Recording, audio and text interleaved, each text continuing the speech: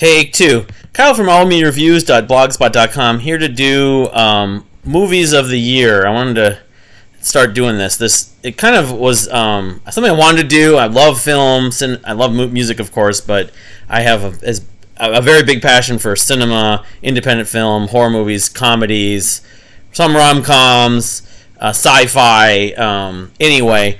And this documentary series that came out this past month in July, it's supposed to be just a documentary in the fall of 2022, the 40-year anniversary of 1982. 1982, the greatest geek year ever. Mark Altman, and Robert Meyer Burnett, among others. Those are the two guys that were behind Free Enterprise. Talked about it, and so instead of being a film that was made for festivals and stuff, it ended up becoming a documentary series, especially with the writer's strike and the actor strikes. It's like good content for the CW. Anyway, as I wrote here, I don't find that 1982 was the greatest year, my favorite year for movies or for geeks in general. But it's a year that was good, and I made a list. I'm going to try doing this, and just by comparing. But doing this research, and it's going to take a lot of work to thinking about every movie I've ever seen. It's not that easy because a lot of movies I just don't remember the names of, or just remember seeing it. I had like scour lists and everything like that.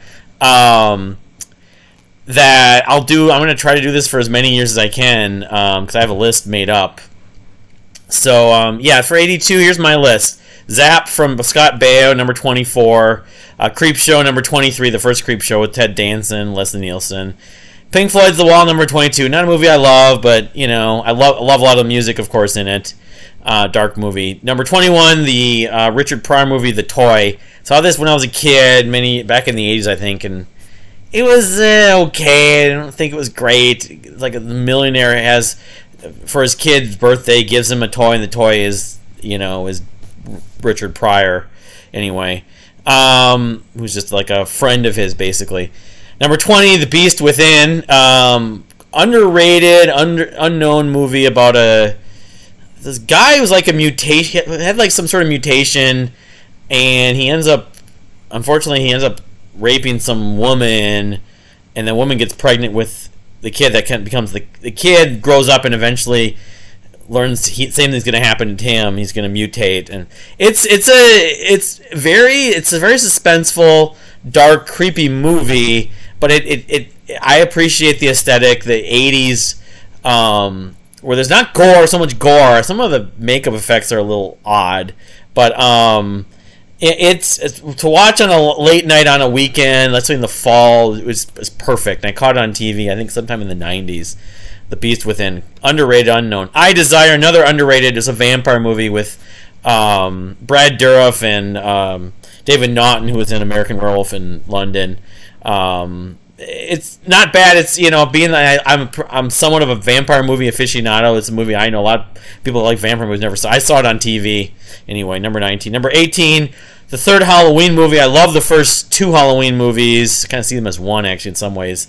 This movie I know it wasn't part of like the canon. It doesn't have Michael Myers, but I remember liking parts of it, and it's a creepy factor with these masks and stuff like that. Anyway, number 18. Number 17, Cat People. I believe Malcolm McDowell and the actress Jonna Pakula. I forget who the woman becomes. She I don't know if she's bitten by a panther and becomes a panther or whatever. Natasha Kinski. Russian actor. Ned O'Toole's in this too. Yeah, it's not bad. I mean, I've only seen it like once or twice on TV, but McDowell gives a good performance. It's that aesthetic of people turning into panthers or big cats. It's like the horror element's interesting. Anyway, 16, the Beastmaster, the Mark Singer movie. Caught it on TNT like many people. The guy can talk. The guy's he can talk to animals, and it's kind of like Tarzan meets Lord of the Rings in some ways. But it's a fun movie. I like Mark Singer also in V and some other things. Number 15, They Call Me Bruce. Probably couldn't be made today, but it had its sort of, the humor was worked enough. It was sarcasm. The guy looked like Bruce Lee, but he didn't know martial arts, and the stereotype about all all Asian people or all whatever, all Chinese people know karate or martial arts, but it was funny. I mean, he's like a chef or something like that. But I remember thinking it was hilarious when I was a kid. But again, the sort of political correctness of it probably wouldn't work today. But for the time, it worked. Number 14, Annie, the Orphan Annie story, of course, was a comic book strip and then a play on Broadway before they brought it to.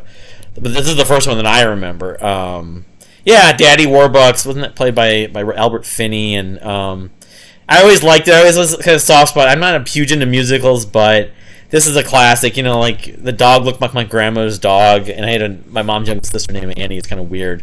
It's Hard Knock Life. Tomorrow. All the songs are hard to just not remember from childhood, especially. Number 13, The Last American Virgin, underrated sort of rom-com comedy about the underdog. You're rooting for the underdog. Does he get the girl eventually? As the REO Speedwagon song, some other songs. It's a teen high school, whatever you call it, not a spoof, but it was better than it. It's not known that as well, but I think it's a cult film that actually more people should know about. Anyway, that Last American Virgin. Friday the 13th Part 3, the number 12, the third Friday the 13th part. Of course, this is the one that Jason gets the mask. The first one, I think this is the one with Corey Feldman? Or no, it's the one after this. I forget who the primary... okay. All I remember is, the early Friday the 13th movies I have a soft spot for because they were considered sort of the ultimate scary slasher movies. I mean, them and Halloween... At one point I kind of flip-flop, but it's one of the earliest Friday the 13th movies, and again, it's the first one he gets the mask. That's what it's best known for. Number 11, Poltergeist. This movie scared the bejesus out of me as a kid. I had a stuffed clown on my shelf.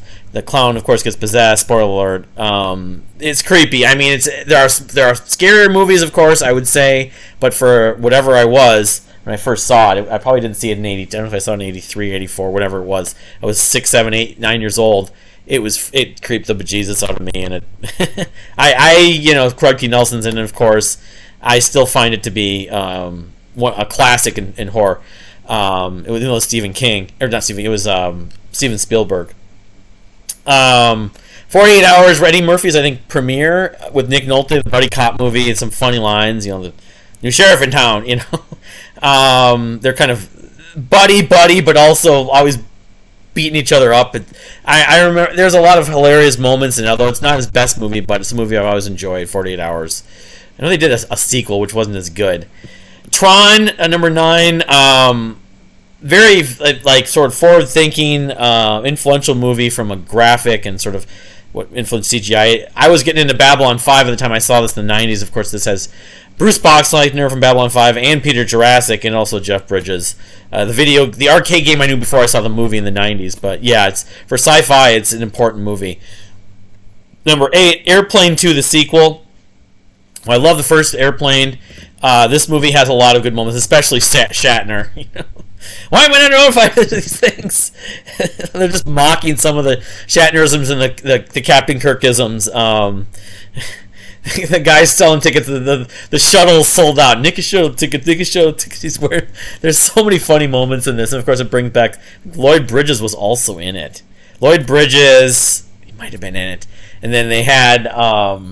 I remember who the other cast is. I mean, it wasn't as good as the first one. No, I'm not sure Leslie Nielsen came back for this one. Robert Hayes, Julie Haggerty, I forget, Raymond Burr showed up. They showed clips from the first one. I think this is also the one where Robert Hayes' character Stryker has to break out of the psych ward, and he runs past the guy doing the Love Boat theme.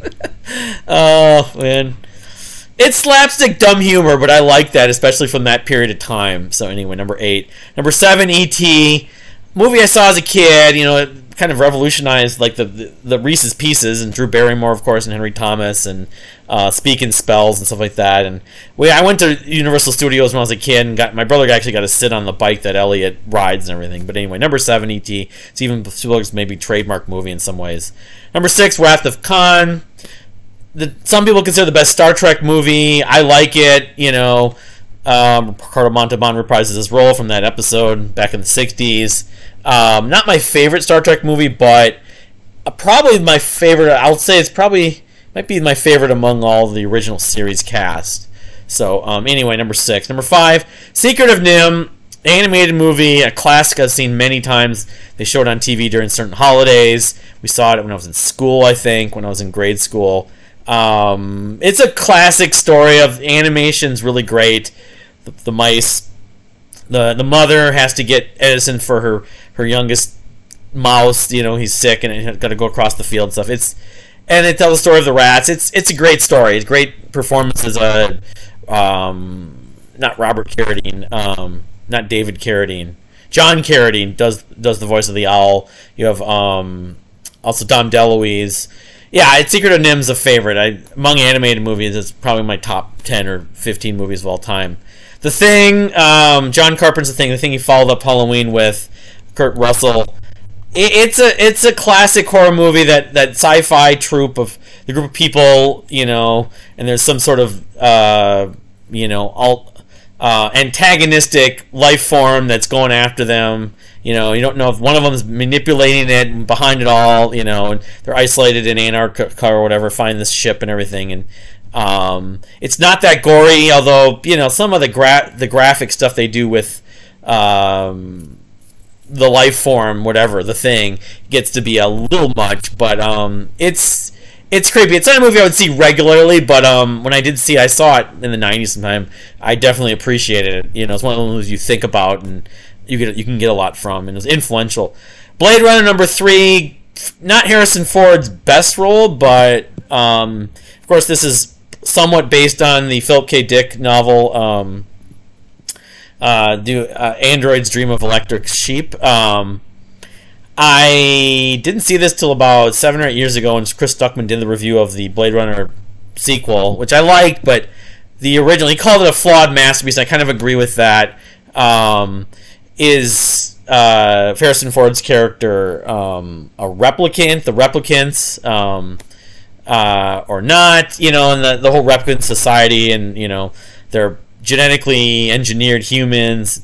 They're not robots. They're not. What are they? You know? They're not mutations exactly. I mean, I was getting into Philip K. Dick about 7 or 8 years ago, and this was an essential. You know, and I like it. I like a lot of it. I know there's 3 different cuts, and I haven't seen all the different cuts of different versions. The Ridley Scott's original cut. They tell about it in that documentary series with the 1982 thing, talking about the issues they had making it, and the studio was not happy with the progress, and, you know, I guess Ridley Scott and Harrison Ford didn't get along. You know, it also has Sean Young, and Rutger Hauer's really good in it. But yeah, Blade Runner is a classic. It's really dark, of course, but, you know, it's be a movie I would definitely see again, just because there's a lot to it. A lot of things I probably didn't catch, you know. But it also has Edward James Olmos. So anyway, number 2, Rocky 3. I have a huge amount of nostalgia for this and sentimental value because of the soundtrack and, of course, the Survivor song, Eye of the Tiger. It's also the first Rocky movie I really remember seeing, if it wasn't the first one I saw. Also, of course, it had Mr. T, who I'd known from the A-Team, but I grew to, hate him in this movie. But over time, I kind of find he was both funny and more interesting than anything else in the movie, and maybe all the Rocky movies altogether in some ways. I liked it much better than Drago in the next movie, but yeah, on the soundtrack, and, you know, Sylvester Stallone's performance, and, you know, you have Carl Weathers reprising the Apollo Creed role. Of course, in the first 2 movies, he's Rocky's rival. Now he's sort of his friend. But anyway, come on, Creed. Number 1, Fast Times at Ridgemont High, a classic comedy. I wouldn't call it romantic comedy, high school comedy. Launched the careers of a lot of people, including Cameron Crowe. And Cameron Crowe, I guess, in the process of making at least writing the screenplay, if not making this movie, went undercover, imposed as a high school student for a year or 9 months or whatever, whatever the year during that school year when he was in his 20s. But kind of launched the premiere of, I think it was Sean Penn's first movie. It might have been, and of course, Spicoli character is the best character in the movie for me. The scene where he's having to explain to the kid about his brother's car being wrecked. Is my old man has an ultimate set of tools. He could fix it. I could fix it.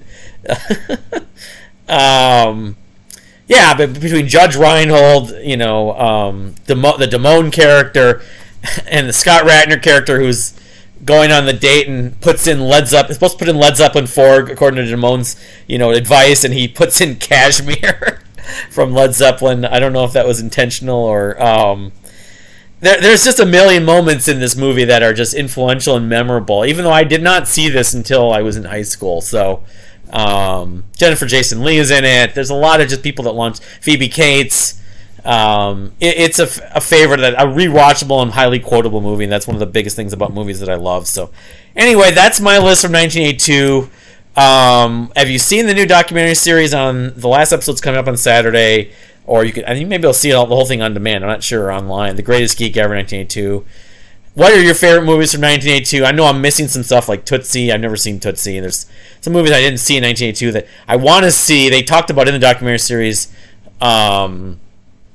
Diner, which Steve Guttenberg, Daniel Stern, Kevin Bacon, and some other people. But it's set in 59, but there's a scene where very relatable about record collections and organizing stuff. And I didn't realize it was in the 50s, but it's kind of like pre-Brat Pack in some ways, but set in the late 50s. It's kind of weird. But so there's some movies. This could be a list that I would update and change and maybe do a redux at some point, of course. But I hope to do as many of these as possible for at least the last 40 plus years, maybe going back to the 70s. My list from the 60s and earlier, I've become more scarce. But it's just I can't think of every movie I've ever seen.